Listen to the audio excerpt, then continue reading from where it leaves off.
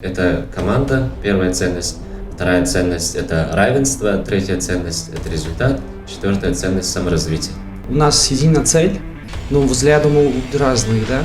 Каждый может разный подход иметь, каждый может предлагать разные варианты, пути решения этого всего. У Джамангира как руководителя нет отдельного кабинета. И это было бы неправильно, на наш взгляд, потому что как бы все равны. Это упирается во вторую ценность. $3000 на 36 часов занятия. Я сказала, нет, не надо. В наших условиях проводить онлайн-занятия – это просто невозможно. Привет, это подкаст «Три медведя», белый, бурый, панда. Панда – это я, Фарход Хулматов, бурый Бехрус Насреддинов, белый Искандар Мирзаганиев. И сегодня мне помогает Зибота Джибаева. Напоминаем, мы говорим про коронавирус, но без паники и без истерик. Говорим о проблемах, о людях, об идеях. Сегодня мы говорим о мотивации в команде, причем команда непростая. Команда программистов – это очень сложный организм. В гостях у нас Джахангир Джалолов и Фаридун Замонов. Это наши друзья и партнеры, основатели студии «Колибри» и школы «Колибри». Наша сегодняшняя тема мотивации и желания работать в условиях пандемии. Сегодня молодым людям очень тяжело найти работу по душе, чтобы приносило доход и материальное удовлетворение. А особенно тяжело начать свой бизнес и успешно его вести. Однако наши сегодняшние гости сумели не только найти занятие своей мечты, но и сплотить вокруг себя команду. Джаунгер, в чем секрет твоей мотивации? Всем привет. Получается, точного ответа, конечно, на этот вопрос нет. Это, конечно же, связано с тем, что, во-первых, я занимаюсь тем, что я люблю, чем и всегда я занимался. И, во-вторых, это, конечно же, семья, те, которые меня поддержали. В то же время я, получается, что приходя на работу, всегда работаю с близкими людьми. Все ребята, которые там, с первых дней очень много нас связывает. И приходить и делать что-то большое и глобальное, для меня это всегда прям в радость. И именно с ними тем более. Получается... То есть мотивация – это когда с тобой рядом твои единомышленники. Очень важно, да. Это в первую очередь. И в данном случае вот интересный момент то, что у нас единая цель, но взгляды могут быть разные, да. Каждый может разный подход иметь, каждый может предлагать разные варианты, пути решения этого всего, но в этом и вся команда, да. Не так, чтобы если я пришел и все сказали бы да, вот так и будем делать. И когда мы всегда обсуждаем, каждый говорит свое мнение, и у каждого есть своя точка зрения и обоснование, в этом вся прелесть командной работы, когда каждый в чем-то лучше, и каждый может что-то сделать еще лучше. Слушай, ты доверяешь, да, своим ребятам? Вот они сказали, мы не согласны с тобой и хотим сделать иначе. Вот что ты говоришь в этот момент? Скажи, я доверяю вам полностью, ребят, но вы берете на себя какой-то объем ответственности. Нет, вот это было бы с моей точки зрения неправильно, с моей стороны сказать, что окей, раз уж ты считаешь, что так правильно, так и сделаем, но отвечать тебе. У нас такого, как если можно дополнить, у нас такого этого нету, да, подхода. Да, мы понимаем, вот представим, сидим, обсуждаем, у нас есть проект, и следующий шаг у нас должен быть таким-то. И ребята говорят, представим, Фаридун или же Абу Амр говорит, что давайте поступим так-то. И если он сможет обосновать и обсуждаем, окей, мы так и делаем. Почему? Так как все равно никогда невозможно, по опыту скажу, никогда невозможно предсказать, что вот этот путь все-таки идеальный и этот самый лучший. По-любому придется тестировать в виде спринтов, да, попробовать одно, не получилось второе, не получилось третье. И поэтому лучше всего все-таки довериться. Конечно, не говорить то, что ты теперь, получается, за это отвечаешь. По-любому ответственность наша вся. Вместе ее делим. И вместе выходим из такой ситуации, если, получается, у нас не получилось что-то, есть какая-либо задача, не проблема, да, заметьте, а просто задача какая-то, которую надо решить, мы ее вместе решаем. И смысл в том, что кто-то предлагает, если вместе понимаем, что да, окей, это можно, и это будет правильно, мы ее вместе делаем. Слушай, на какой-то момент принимаете вы, например, решение, что вот этот путь неправильный? То есть, как объяснить, что ты, например, ты один раз что-то буксанула, когда ты вот понял, что этот путь неправильный, и ты его откладываешь при тестировании, да, например, и начинаешь какой-то другой механизм запускать? В данном случае все очень просто, да. исходя из того, что мы, например, решили сделать вот эту вещь, вот этот шаг, и просто анализируем. В результате мы, если не получили то, что хотели, значит, мы идем не туда. И вот и все. Просто я видела примеры, когда люди понимали, что они в принципе идут ошибочным путем, но из-за того, что настаивал, возможно, заказчик, либо, например, шеф считал, что вот так или никак иначе, этот путь проделывался до конца, и когда было уже потеряно и время, и человеческие ресурсы, и финансовые ресурсы, потом все откатывалось назад и начиналось прям все с нуля. Ну, чаще всего я это тоже замечаю, когда приходит заказчик или же в целом ребята, которые занимаются каким-нибудь проектом, они живут идеей, в том смысле, что они влюбляются в идею, и они уверены, что так и должно быть. И если так и сделаем, все у нас получится и так далее. Это хорошо, окей, но все-таки надо верить цифрам, надо понимать, что вот что сейчас у нас получается, да. Даже в нашем случае очень разный пример есть, когда мы начинали одно, в планах было одно, но понимаешь, что по ходу, исходя из того, что требует рынок, пользователь, ты понимаешь, что все-таки надо чуть трансформироваться, меняться и так далее. И в результате же все-таки цель едина. Да? Например, если говорить, это бизнес-проект, то по-любому это прибыль и развитие, и в целом, как компания, да, и как команда. То в данном случае вот надо исходить именно с показателей результата, да, идентификаторов, которых ты хочешь добиться, а не того, чтобы вот есть такая-то идея, например, если я хочу запустить интернет-магазин, то окей, он должен быть по всему Таджикистану и так далее, но если нет доставки, если нет логистики, то это все надо осознавать, иметь в виду, что есть идея, ты, конечно, ее любишь, но все равно надо исходить из того, что у нас сейчас получается, а что не получается, и всегда быть готовым просто меняться. Я хотела напомнить нашим слушателям, что студия Колибри разрабатывала сайт для UrTG. Да. И причем мы так очень плотно проработали и сделали это довольно быстро, скажу. Идеи ребята и нам предлагали свои как лучше, и мы, соответственно, тоже по своему опыту что-то могли посоветовать. Ну, супер, сработались, просто большое вам спасибо. Я, в принципе, очень довольна результатом. Я думаю, что и наши читатели тоже оценили его.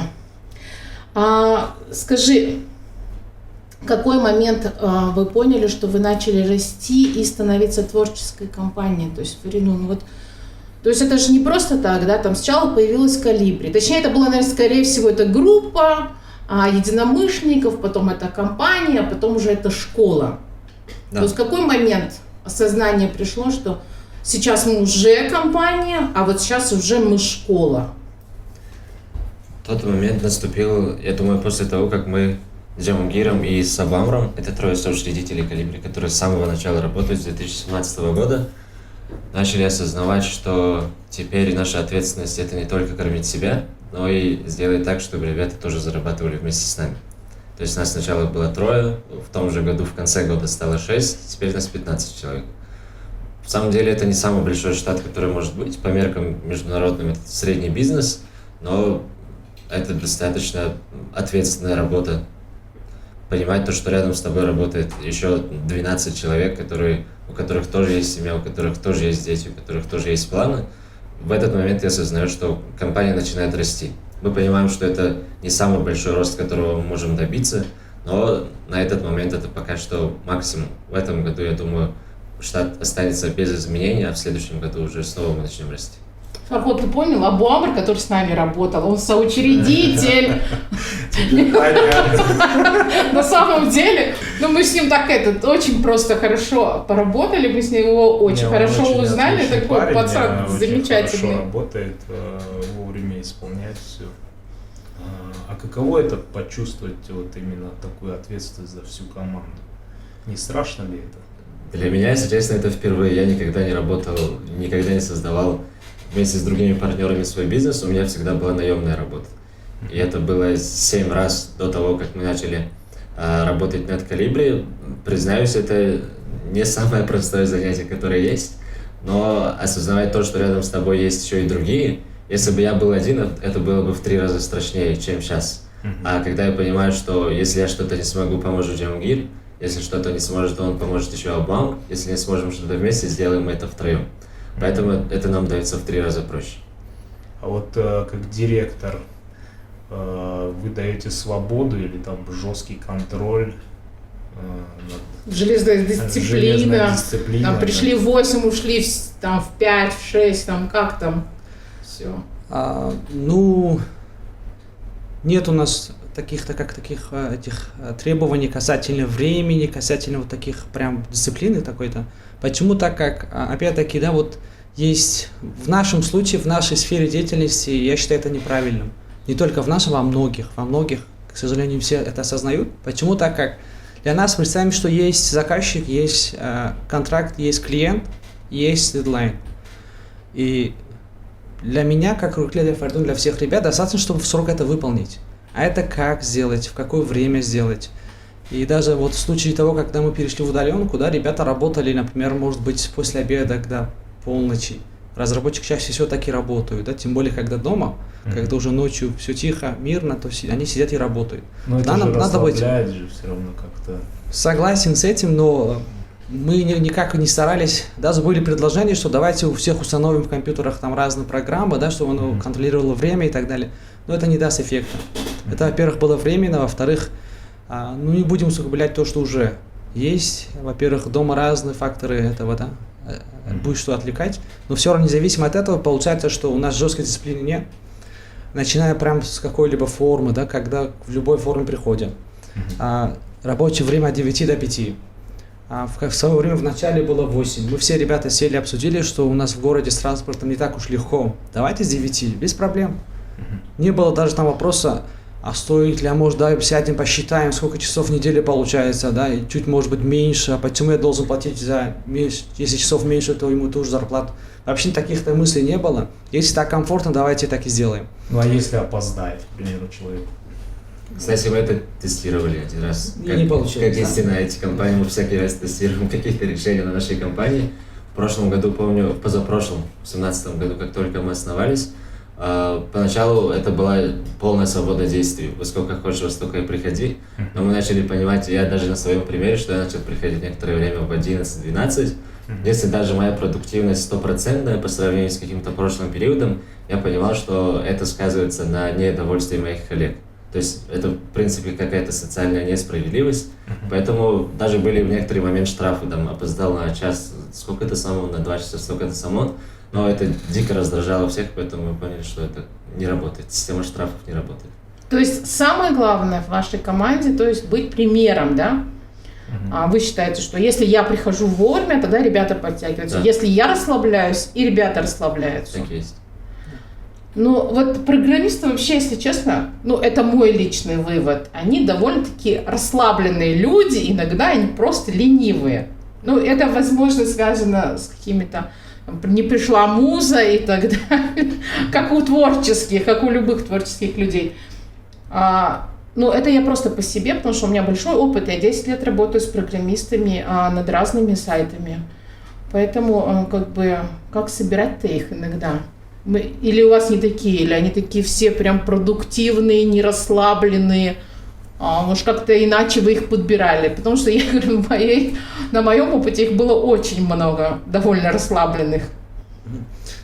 В данном случае, получается, есть, может быть, два типа, да, если так очень грубо разделить, в целом программистов.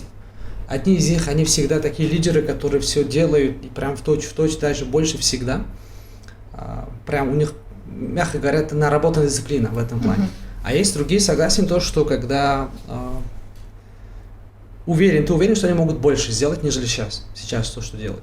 Но независимо от этого, мы тоже, конечно, вначале были такие трудности, проблемы. Я считаю, что сейчас мы это в целом решили. Почему? Так как мы наконец нашли систему, которая может управлять в целом решением, как agile методология, когда мы каждую неделю в начале недели ставим спринты. Это, мягко говоря, если представим себе торт, это один проект, то мы ее делим на разные части, а сколько частей зависит от разработчиков и от времени, дедлайна. И вот эту каждую часть берем, еженедельно мы ее решаем. И в конце недели мы обсуждаем, что у нас получилось, не получилось. Мы даже выделили каждый день по 1 часу, чтобы вместе обсуждать, друг другу помогать. Бывают случаи, когда я не успел, пусть мне поможет, он свою задачу уже выполнил. И он понимает, что до конца недели у него есть время лишнее, пару часов, он мне поможет в этом. И вот так мы друг другу помогаем, и в конце недели, например, руководитель отдела по разработкам, он проводит скрам, обсуждает с ребятами, что мы смогли, что мы не смогли. И в данном случае каждый понимает, что он все-таки должен до конца недели сделать свою задачу. А в какое время? Или же если сейчас пройдусь, вот сижу рядом с Фаридуном, а он, может быть, сидит, например, пусть даже смотрит в Ютубе какой-либо ролик, я понимаю, что он значит для своего же блага. Да пусть даже будет просто какой-либо, даже тот же клип, да мне без разницы за это. Если понимаю, что он до конца недели еженедельно свою задачу выполняет, то окей, без вопросов. А если не выполняет? А если не выполняет, то в данном случае всегда мы стараемся, помогаем друг другу, понимаем, определяем, в чем проблема. Чаще всего это не из-за того, что, ну не знаю, в нашем случае это не из-за того, что он просто сидел и всегда ролики смотрел в Ютубе. А иногда бывают случаи, когда, может, какая-либо задача ему дается труднее, нежели мне. И мы теперь уже с опытом понимаем, что вот если такая-то задача, кто у нас это лучше может делать, передаем ему. Если есть один проект, то не означает, что это один человек этим занимается. И исходя из задач, подключаем разных специалистов, тем самым мы быстрее эти задачи выполняем. По-любому есть случаи, когда, да, бывает, что мы не успеваем, и просто стараемся друг другу помочь. Иногда мы даже день выделяем, все вместе сидим, 8 разработчиков, сидим, занимаемся одним проектом. И за день мы делаем то, что за неделю можно было сделать. Иногда, например, специалист заболел и так далее. Разные случаи бывают, но все равно, независимо от этого, мы всегда получается, что если кто-то не успел, помогаем друг другу. И исходя из этого, человек понимает, что Фаридун, если я сейчас не успею, то вся команда будет вынуждена мне помочь. И в данном случае как-то это его мотивирует, чтобы он все-таки делал быстрее. Ты упомянул Agile-систему, она, в принципе, разработана и используется в основном программистами.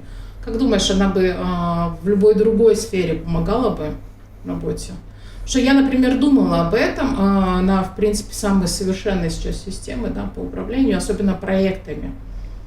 Но пока так и не решила ее запустить здесь, в нашей команде, и насколько как ты думаешь, ее возможно ли адаптировать не под программистов, да, не под компанию IT, например, там, я не знаю, под редакцию тоже. Касательно agile методологии, то в нашем случае это тоже было непросто. И сейчас, прям как я осознаю, почему, так как зависит, конечно, от количества специалистов. К примеру, зависит от того, что есть у вас ресурсы человеческие, ребят, специалистов, которые будут считаться продукт-менеджерами, да, которые будут заниматься именно тем, что следить за тем, чтобы продукт создавался правильный, все задачи выполнять своевременно. Скрам-мастер, отдельный специалист, который проводит это все. Следит в целом за тем, чтобы все задачи выполнять своевременно. И в то же время те ребята, которые занимаются уже непосредственно самой работой. В нашем случае до сих пор мы совмещаем, например, я и руководитель отдела по разработке мы совмещаем как скрам и плюс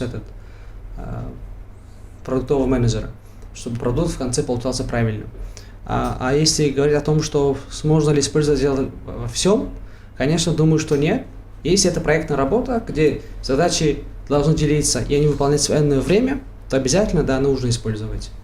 И для разработчиков это прям 100% то, что нужно. И это нам сейчас очень помогает.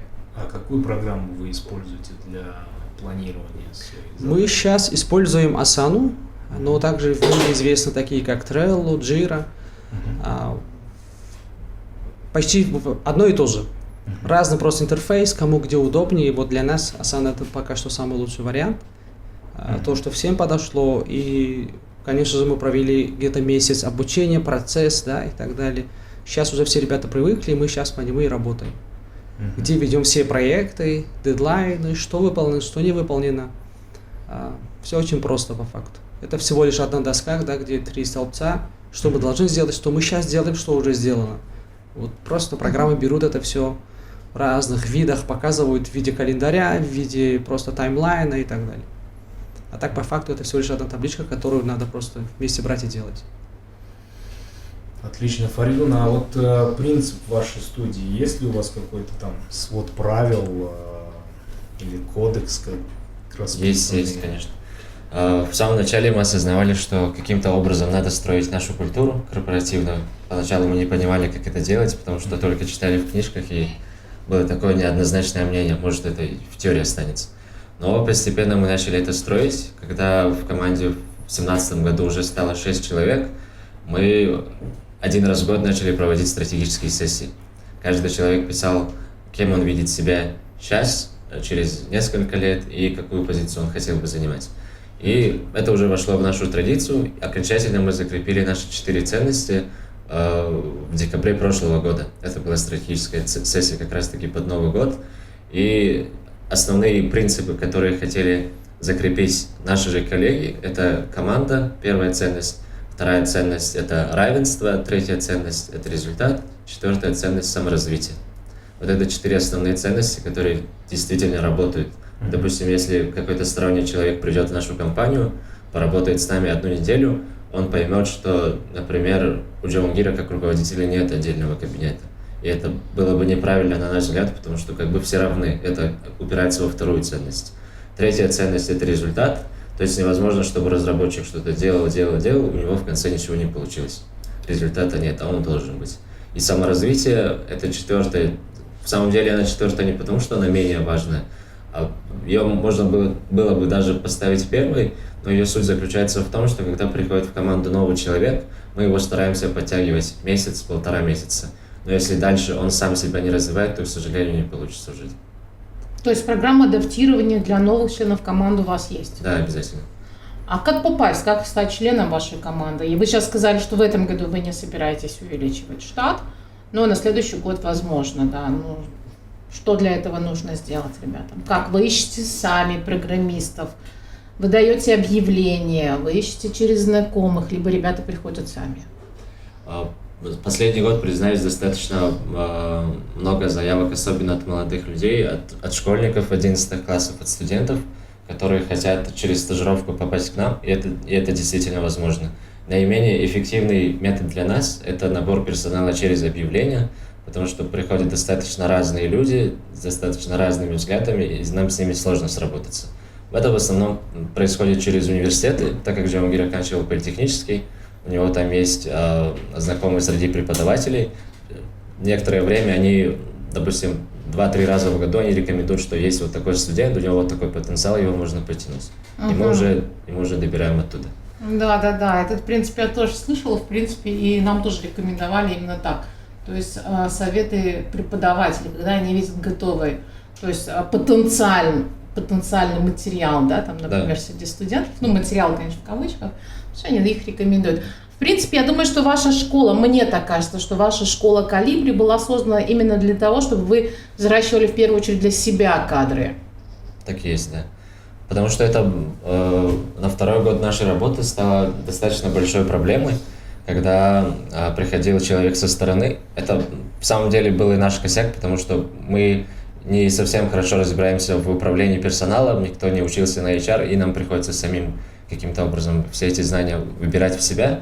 Но люди уходили по самым разным причинам. Допустим, он стал очень хорошим, например, маркетологом либо разработчиком, и как бы его путь на этом закончен. И мы понимали, что вся проблема заключается в том, что этот человек не рос изначально в нашей культуре.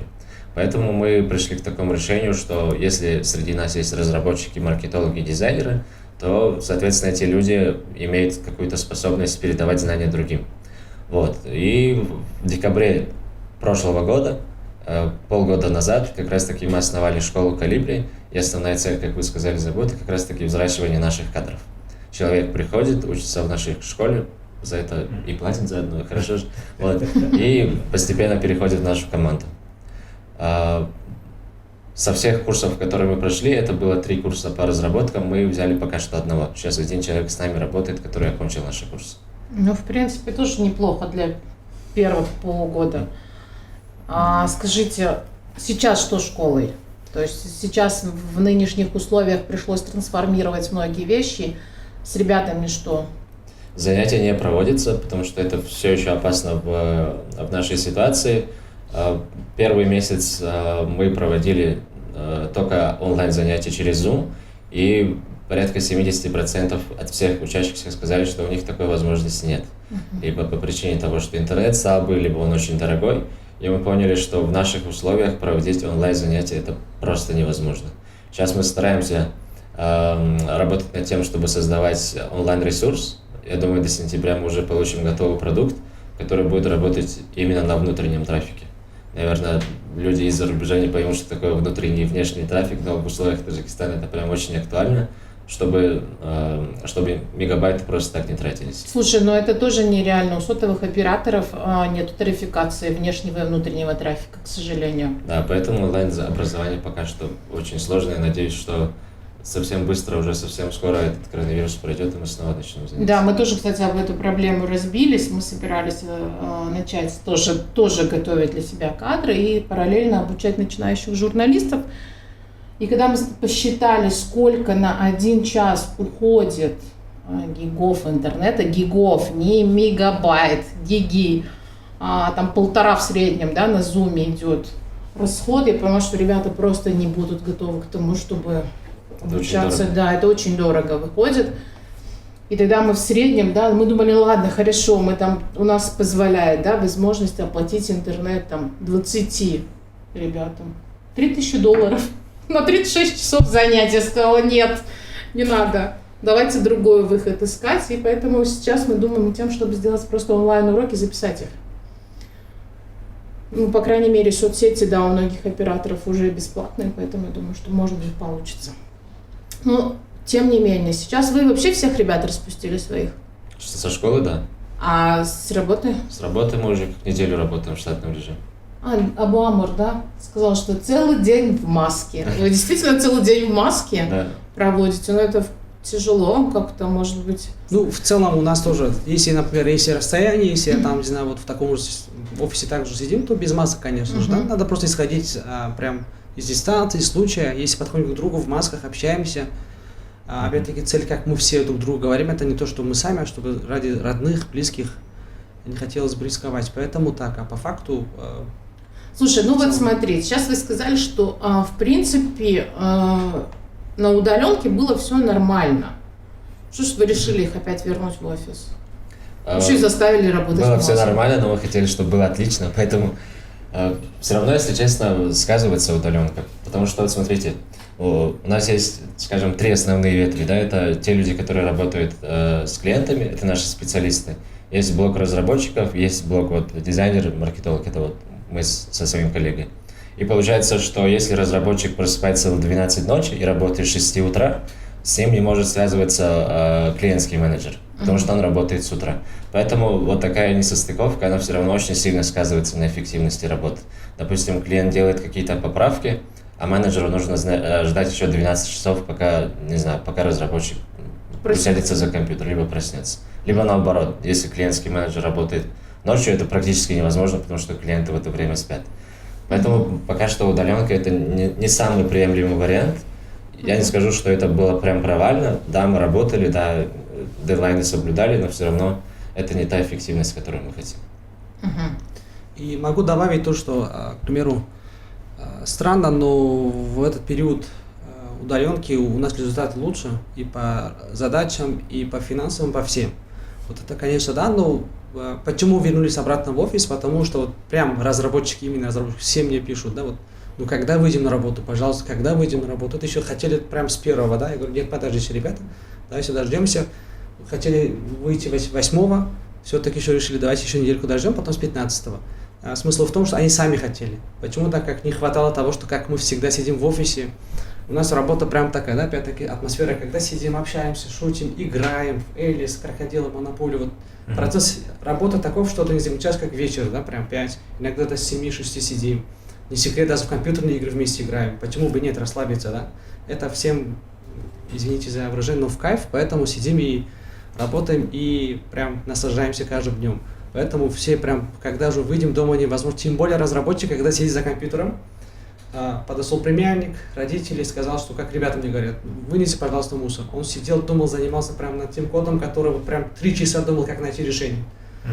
Вышел, пришел, племянники, все, да, опять-таки все с нуля. Концентрация очень важна, поэтому это была прям таки просьба ребят, что давайте уже все-таки вернемся. Все-таки рабочая атмосфера, да, обстановка, она больше располагает продуктивностью. И обсуждать друг с другом, быстрее находишь решение, вот это все прям. Мы тоже, кстати, поэтому я уже просто выласкала, не могу. Вроде бы работаю, вроде бы что-то делаю, но тем не менее, и вроде с детям хорошо, комфортно, мама рядом всегда, но мы просто, походу, я их раздражала иногда тем, что я их что-то заставляла делать, а они меня раздражали тем, что они постоянно отвлекали. Мы поняли, что нам просто надо разводиться на 8 часов в день. Процесс удаленки как выстраивался вообще? Сейчас я просто как бы знаю, да, нам было проще. У нас тут 4 человека, мы разошлись просто на какое-то время и все. А когда у тебя есть команда, люди, и ты должен позаботиться о том, чтобы у них был интернет, доступ к каким-то особым папкам серверным, да, например, которые, например, хранятся только в офисе у вас. Как проходил процесс? То есть вы заранее это обговаривали? Или же вы так спонтанно взяли, просто разошлись? Для разработчиков ничего нового не было. Даже мы сидя в офисе, да, например, используем Asana, у нас все сервера онлайн, поэтому, да, когда мы сидели дома, все доступы, все процессы, так и так, иными словами, вот мы с вами сидим, занимаемся разработкой, и так мы вели все в онлайне. Выполнение, создание задачи, да, управление процессом, это все было онлайн. Сидя дома, мы то же самое делали. Единственный момент обсуждения мы это делали в группах. Вот в этом была одна проблема, то, что в Телеграме все пишем, да, и там 200-300 сообщений отвлекает, иногда пропускаешь что-то. И мы решили это все-таки делать через Slack и так далее, корпоративную почту, этот мессенджер. И в целом просто нашли вот момент, как мы будем общаться друг с другом. Решили вот этот вопрос. Касательно разработок было, мягко говоря, проще. Да, интернетом. Потому что компания, кстати, покупает своим сотрудникам. Нет, честно скажу, нет, но мы заранее всех ребят спросили, у кого трудности, сообщите, мы вам, чтобы мы финансово помогли, и были такие случаи. И мы помогли, вот и все. У кого было, например, у меня дома так и так безлимитно было, да, незачем было как бы, да, вот такие у многих также, у кого было, например, если нет было такой возможности, трудности с интернетом, мы просто помогли, решили этот вопрос. Слушай, а некоторые команды используют дух соперничества, да? Ну, как бы здоровый такой дух соперничества, чтобы, я не знаю, там, ну, это, наверное, скорее всего, для больших компаний, когда там нужно простимулировать, или кто-то тянулся. У вас как? То есть есть вот этот дух соперничества? Или все-таки это такое вот более дружественное что-то? Я скажу, он родное, семейное?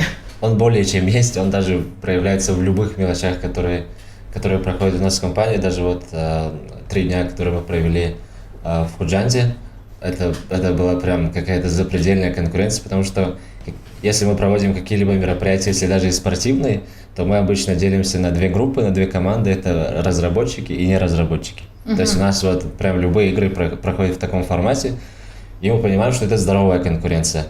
Да, никто не хочет проигрывать, но в конце мы осознаем, что это очень сильно сплочает людей. Как со стороны разработчиков, так и нет, мы стараемся миксовать все время, даже те же компьютерные игры, которые сказал Джаунгир.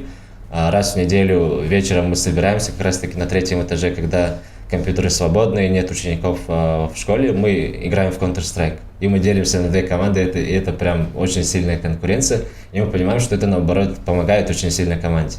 Допустим, если 2 людей по какой-то причине за 1 неделю успели прийти в какой-то режим недопонимания, мы их ставим в одну команду, и мы понимаем, что ну как бы все, сработались, давайте можно дальше работать. Слушай, а вы в Худжанде тимбилдинг проводили? Да.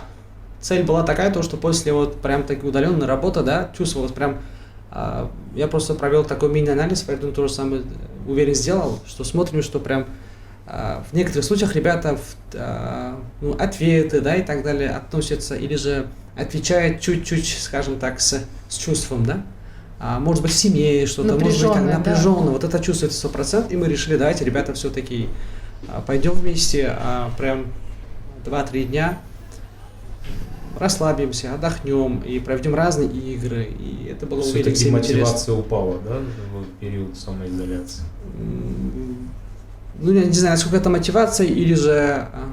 Работоспособность. Да, работоспособность куда более, да, поэтому уверен, сегодня ребята в офисе в 9 уже пишут, где вы, и сейчас проверим, что у нас получилось. А суббота же вообще-то. Ну, мы просто собираемся в субботу, у нас такие, занимаемся своими задачами, личными, обсуждаем, что будем делать, что получилось, не получилось. А девочки есть в команде вообще?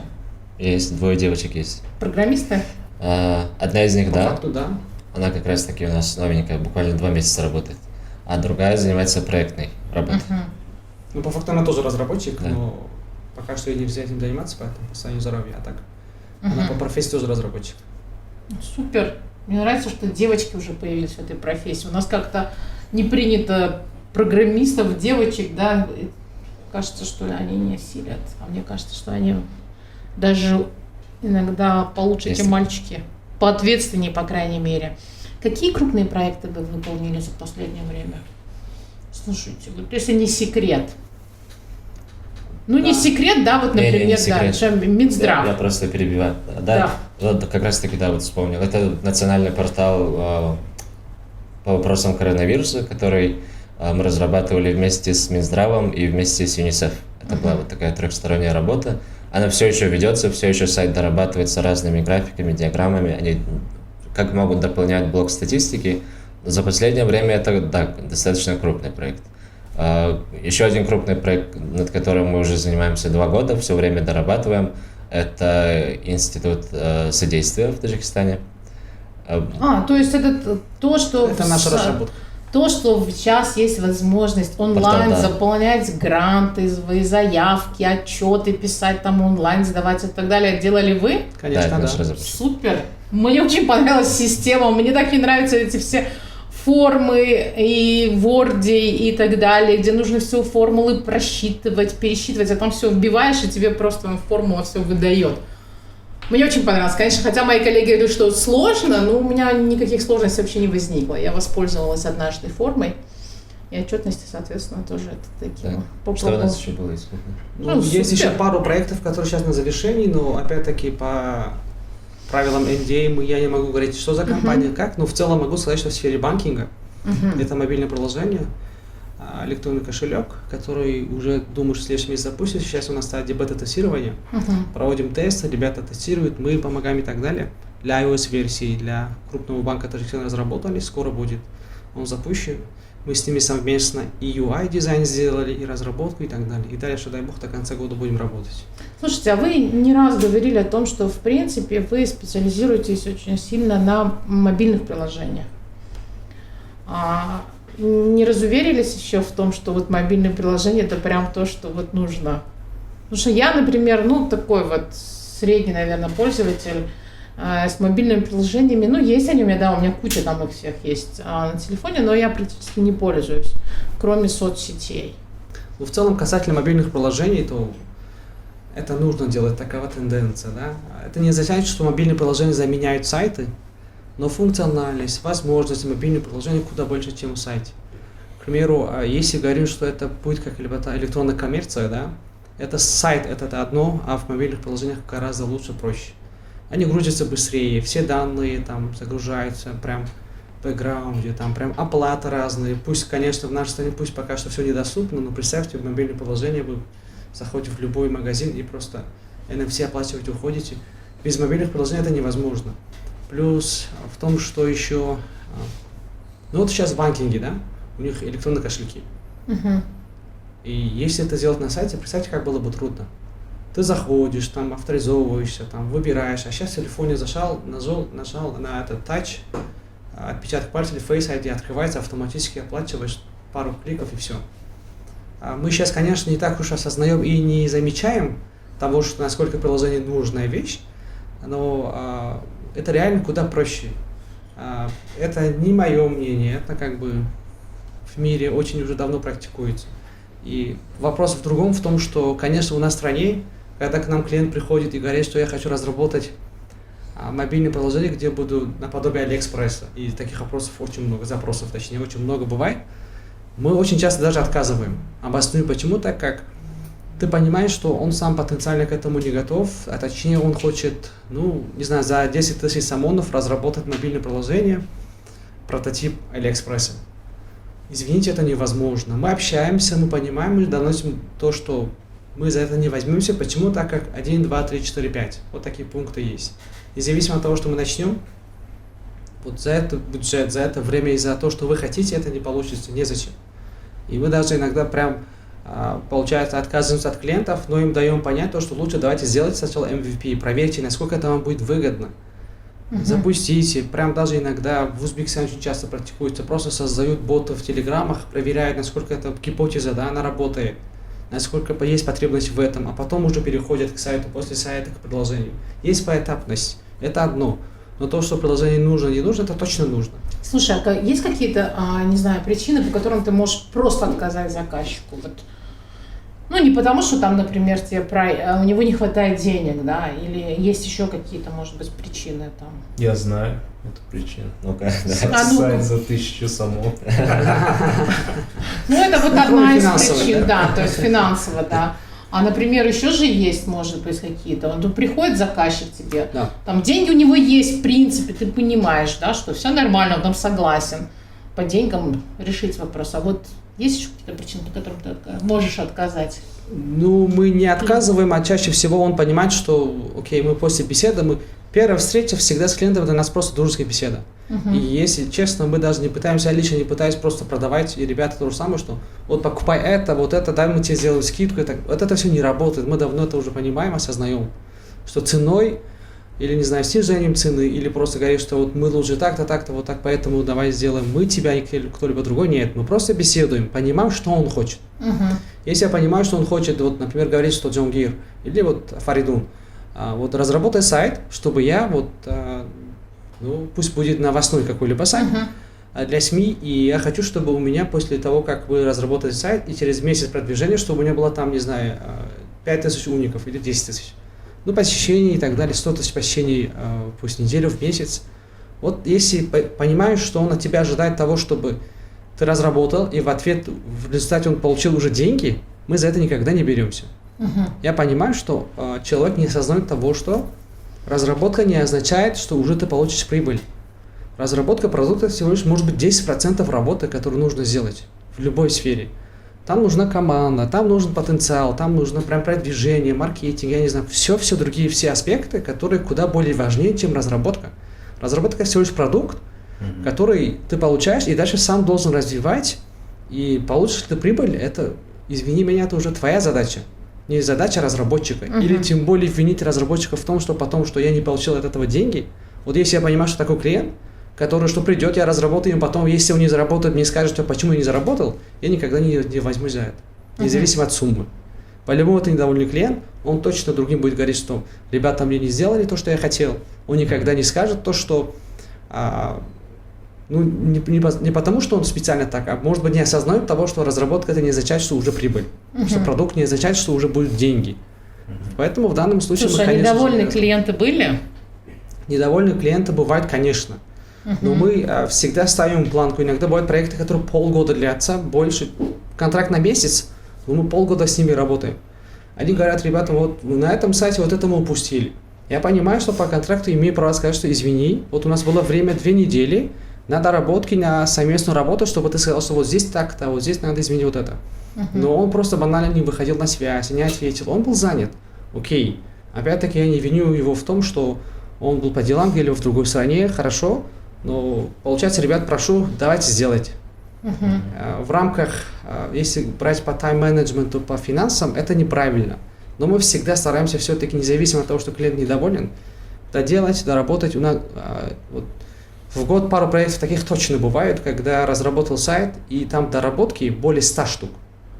Это больше, чем сама разработка. Но мы беремся, делаем, и мы понимаем, что все-таки мы к этому готовы, что иногда бывают такие проекты. И если мы вот сможем сделать так, что вот этот человек будет нами доволен, значит, уже все будут нами довольны. Да, мягко говоря, планка вот она. И другие мы точно сможем сделать так, чтобы они были довольны. То есть даже если вот эти 100 доработок, это не по вашей вине, да, фактически случились, а потому что он, когда там ТЗ с вами составлял, да, он это все упустил. Все равно это делаете. Да. Иногда бывает, когда стараемся делать. Понимаю, что неправильно, опять-таки, если, как управленец говорит, это точно неправильно, ты ресурсы тратишь компании на это. Но для нас всегда было приоритетно то, чтобы репутация, да, прям качество, чтобы не сказали, что все-таки не сделали. Ну, я пока, если честно, отзывов плохих о вас не слышала. И последний вопрос на сегодня. 3 совета для начинающего руководителя, особенно что касается мотивации. Можно сначала да, давайте, вы, потом давайте тогда я. Первый совет, особенно молодым руководителям, и особенно те, кто только создают компании, и у них не было до этого опыта работы, это набраться терпения, потому что очень многое не будет получаться и в плане финансов, и в плане выполнения задач и в плане нахождения клиентов. Поэтому все это надо проходить через терпение. Второй совет – это изучать психологию. Как бы это банально для Таджикистана, к сожалению, не звучало, но мы понимаем, что отсутствие знаний именно в области психологии нас очень сильно может тянуть вниз, если мы не разбираемся, так скажем, в эмоциональном аспекте каждого человека. Это помогает и в наборе персонала, чтобы подбирать правильных людей. Это помогает руководителю при общении с каждым отдельно взятым человеком. Потому что у каждого свое какой-то уникальный внутренний мир, и каждому надо найти особенный подход, особенно если это разработчик. Вот. И третий совет – это всегда ориентироваться на какой-то результат. Вот, допустим, почему у нас с вами очень хорошо сложилась работа в плане EuroTG, потому что и вы, и мы понимали, что мы хотим получить в конце. А, к сожалению, большинство клиентов, либо большинство людей, которые приходят в команду, они не осознают, что они хотят, и поэтому работа складывается не очень плодотворно. Конечно, есть добавить, к примеру, первое, это может быть также и самодисциплина. Как руководитель, как лидер, человек должен осознавать, что человек, например, Зибоуми не будет слушать мои слова, она будет смотреть на то, что я делаю, на то, что как я поступаю. Это будет влиять на то, что как она будет со мной относиться в целом, да, и что она будет делать дальше. А не то, что если я буду просить Зибо, ты это должен сделать, вот такая проблема решай. Нет, если я возьму и помогу ей эту проблему решить, или же покажу путь, как это решается, это будет куда больше на нее влиять, нежели мои слова. Второй момент, это может быть касательно того, что если говорить то, что ты, может быть, руководитель или лидер, то ты должен создавать для команды ступеньки, да, выше, чтобы они видели, что есть развитие. Это тоже, опять-таки, действием, не словами. Одно, когда ты, например, проводишь каждую неделю там, речь толкаешь о мотивации, говоришь, а второе, когда человек видит, что он, например, переехал в новый офис, куда более устроенный, когда человек видит, что, например, команда может просто взять и поехать куда-либо 3 дня, полностью отдохнуть за счет компании и так далее, и вернуться. Вот это все очень влияет на в целом процесс, чтобы человек ощущал и чувствовал развитие, чтобы он видел, может идти дальше по ступеньке. И третье, это может быть, опять-таки, как Фардун сказал, умение общаться. Это очень важно. Находить общий язык и в то же время, например, давать ребятам понимать то, что нет проблемы, есть задача, которую можно решать, не вопрос. У нас тоже всегда бывают в команде какие-либо задачи, проблемы с клиентами, с чем угодно, с поставщиками. Хорошо, давайте сядем, обсудим, что это сделать, как это сделать, и всегда находить пути решения. Вот это тоже очень важно. И в конце, конечно, вне того, что как лидер, а просто всем ребятам, которые будут начинать, по мне так, начинать вдвоем, втроем или, мягко говоря, с маленькой командой, это лучше. По мне так, это интереснее и больше перспективы. Почему развитие? Так как вот сейчас, например, у нас какое время, когда из любых ребят может что-то предложить, и мы можем пойти куда-либо, и он будет автором, человеком, который это предложил, он станет, например, руководителем отдела какого-то нового по дизайну, по видеоанимации и так далее, мейкингу и тому подобных. Это тот случай, когда компания еще пока что не такая большая. Представим, что мы играем с вами в футбол, и там не 50 килограммов веса, а у других по 100. Да, конечно, ты будешь куда более быстрее поворачиваться. Вот мы можем в любой момент куда угодно повернуться, заниматься каким-то проектом, другим, третьим, четвертым запускать и заниматься этим. А когда уже 100 килограммов, да, это компания, которая очень глобальная. Да, она может тебя, конечно, задавить, да, но по-любому тебе проще, да, идти по другим путям. А чтобы они набрали ход, чтобы они могли направо повернуть, для них нужно очень много усилий потратить. Да. Поэтому, по мне так, если хочется развиваться, реально, это круто. Вы молодцы. Мне было, супер важно послушать, потому что мы тоже начинающая команда, и мы тоже начали там четвером. Причем нам-то всего полгода. Поэтому советы были, да, очень полезные. Я думаю, что несмотря на то, что у нас, в принципе, с вами сферы разные, тем не менее. И спасибо вам большое, что вот мне очень понравилась ваша работа.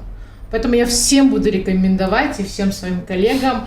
Я думаю, что и остальные подтянутся, глядя, так, у них все хорошо, значит, идем в Колибри. Спасибо, друзья. Спасибо. С нами были Спасибо вам. Джаумир Джалолов, Фаридун Замонов. Это был подкаст «Три медведя». До новых встреч.